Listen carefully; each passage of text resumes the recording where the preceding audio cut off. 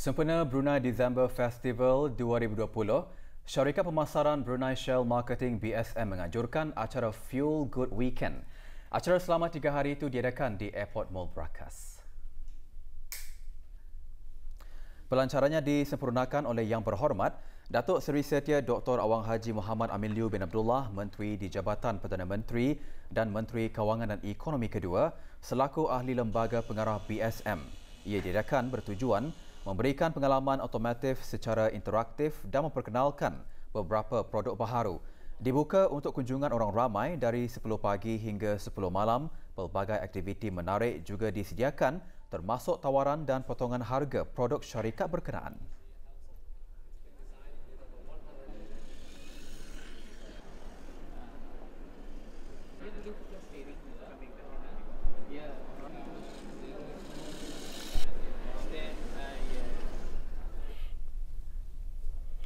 Indeks harga pengguna IHP bagi bulan September 2020 meningkat sebanyak 1.5% tahun ke tahun berbanding dengan bulan September 2019.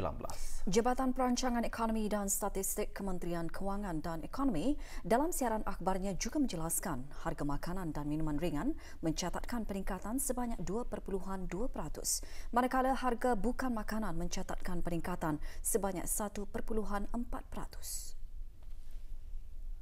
Peningkatan IHP adalah didorong oleh peningkatan harga dan kos pelbagai barangan dan perkhidmatan iaitu 10.5%, makanan dan minuman ringan 2.2% dan pengangkutan 0.9%. Walau bagaimanapun, peningkatan ini diimbangi oleh penurunan harga dan kos restoran dan hotel iaitu 1.1%, rekreasi dan kebudayaan 0.2% dan perumahan, air, elektrik, gas dan bahan api lain 0.1%.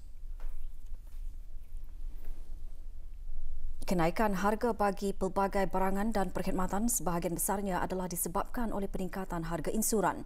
Harga makanan dan minuman ringan meningkat adalah disebabkan oleh kenaikan harga sayur-sayuran dan daging segar disebabkan oleh bekalan terhad.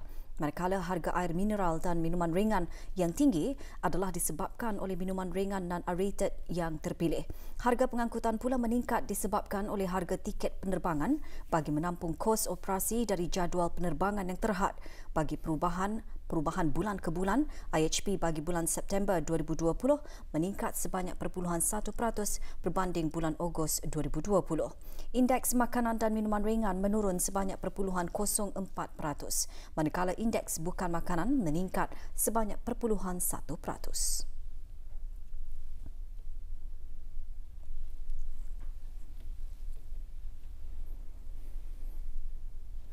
IHP mengukur perubahan harga barangan dan perkhidmatan yang dibayar oleh pengguna dalam satu tempoh masa yang ditetapkan dan dikumpulkan setiap bulan. Senarai barangan dan perkhidmatan dalam IHP adalah berdasarkan maklumat perbelanjaan purata sebuah keluarga yang diperolehi melalui kajian perbelanjaan keluarga. Laporan penuh IHP bagi bulan September 2020 boleh didapati melalui laman sesawang JPES di www.deps.gov.pn.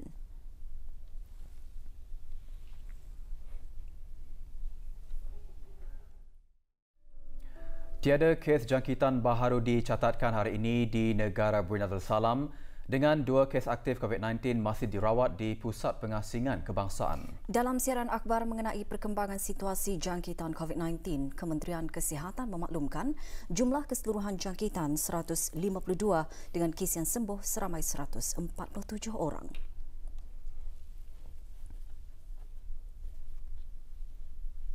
Kes terakhir jangkitan tempatan COVID-19 dilaporkan pada 6 Mei lalu, manakala jumlah kes import sejak kes jangkitan terakhir tempatan dilaporkan sebanyak 11 kes.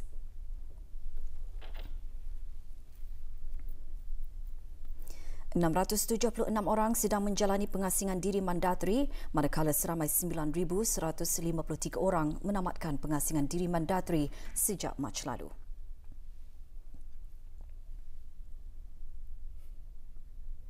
Sementara itu, 111 sampel ujian virus SARS-CoV-2 dilaksanakan menjadikan jumlah keseluruhan ujian makmal yang dijalankan sejak Januari 2020 sebanyak 78,966 ujian. Maklumat lanjut dan perkembangan terkini layari laman sesawang Kementerian Kesihatan dan talian Kesihatan 148.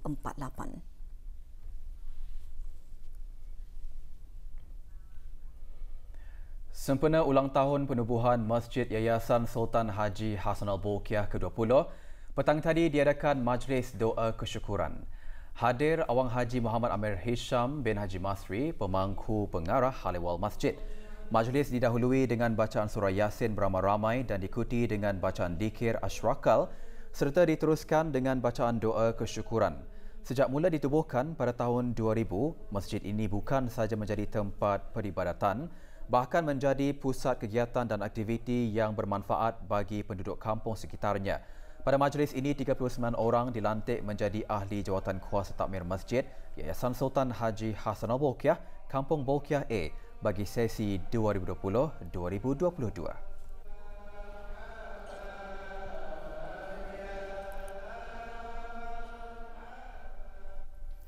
Rasuah merupakan perbuatan keji dan dilarang dalam agama Islam. Perbuatannya mendatangkan banyak kesan buruk kepada individu, masyarakat dan negara.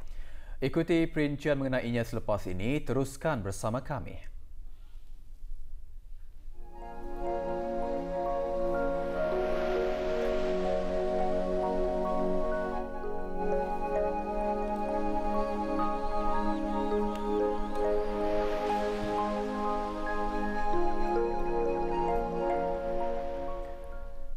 Dalam usaha untuk mencapai kejayaan, setiap individu hendaklah sentiasa berhati-hati dan memastikan kejayaan diperoleh dengan cara yang betul, tidak menyalahi hukum, syarak dan juga undang-undang negara seperti mencuri, pecah amanah dan termasuklah juga rasuah. Khutbah Jumaat hari ini bertajuk Bahaya Rasuah, menekankan bahawa rasuah merupakan antara perbuatan yang keji dan dilarang dalam agama Islam. Rasuah merupakan penyakit masyarakat yang wajib untuk dicegah kerana rasuah mendatangkan banyak kesan yang buruk bukan sahaja terhadap individu, bahkan juga kepada masyarakat dan negara. Negara Brunei Darussalam memandang serius akan kesalahan rasuah kerana ia adalah virus berbahaya yang mesti dibendung dan dicegah penularannya. Justru dalam usaha untuk membenteras rasuah di bumi Darussalam ini, Akta Pencegahan Rasuah Penggal 131 telah diperkenalkan yang memperuntukkan hukuman maksima RM30,000 dan 7 tahun penjara bagi sesiapa saja yang sabit kesalahan rasuah. Rasuah itu amat berbahaya. Bahayanya adalah amat besar sehingga melibatkan bangsa dan juga negara. Oleh yang demikian, hindarkanlah diri, bangsa dan negara kita dari gejala rasuah. Sebagai umat Islam, kita hendaklah menjauhi dan menghindarkan diri daripada perbuatan rasuah yang ditegah dan dilarang oleh Allah Subhanahu wa taala.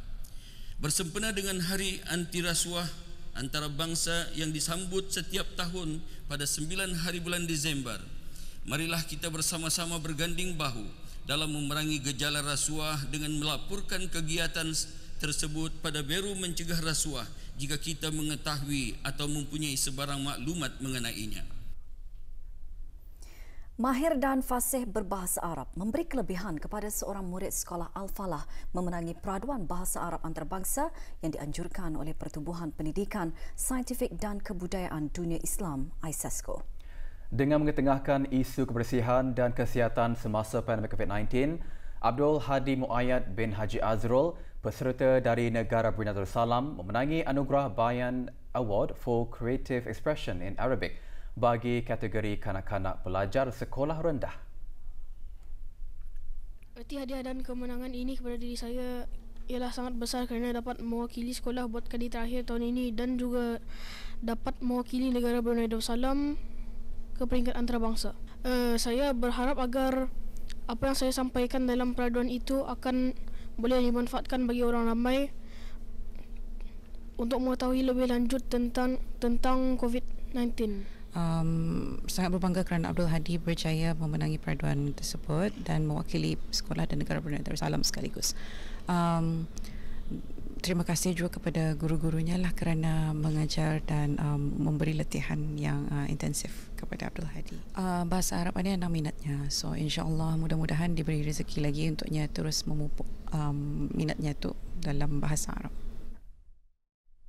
Simpang 32 Kampung Tanah Jambu 2 dan kawasan sekitarnya dan Simpang 38 Jalan Cempaka Park, Jalan Raja Isteri Pinggiran Anak Saleha, Kampung Temasek dan kawasan sekitarnya akan mengalami pemotongan sementara bekalan elektrik esok. Ikuti maklumat mengenainya.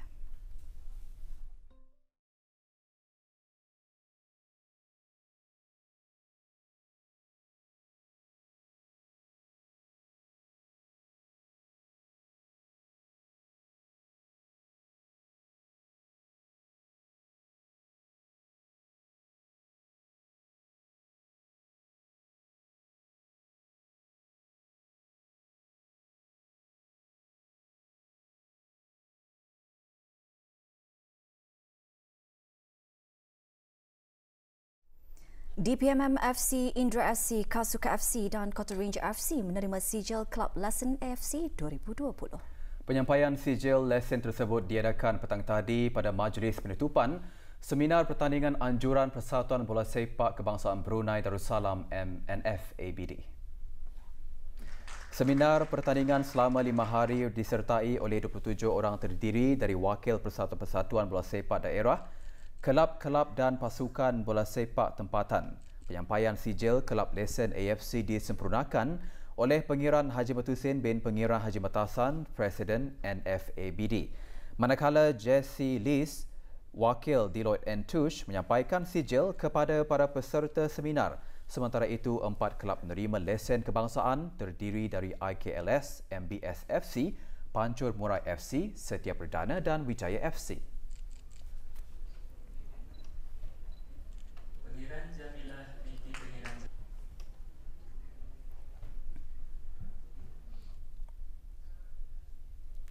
Pasangan Desen Chung Min Tin dan Muhammad Haziq Rozib serta pasangan Rashika Shazana Muhammad dan Sofia Shazana Muhammad muncul juara kategori masing-masing dalam kejohanan badminton Shuttle Time Brunei remaja bawah 13 tahun.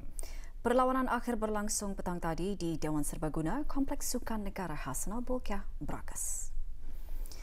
Pasangan Desen Chung Min Tin dan Muhammad Haziq Rozib juara bergula lelaki setelah menewaskan pasangan Muhammad Mirza Afif Syahmi Sofian dan Muhammad Talibuddin Ermadina dengan keputusan 21-5, 21-14. Sementara itu, pasangan adik-beradik Rashika Shazana Muhammad dan Sofia Shazana Muhammad menjuarai bergu perempuan selepas menundukkan pasangan Nurul Fatihah Batrisha Haji Muim dan Gayatri Suresh Shinda 21-15, 21-11.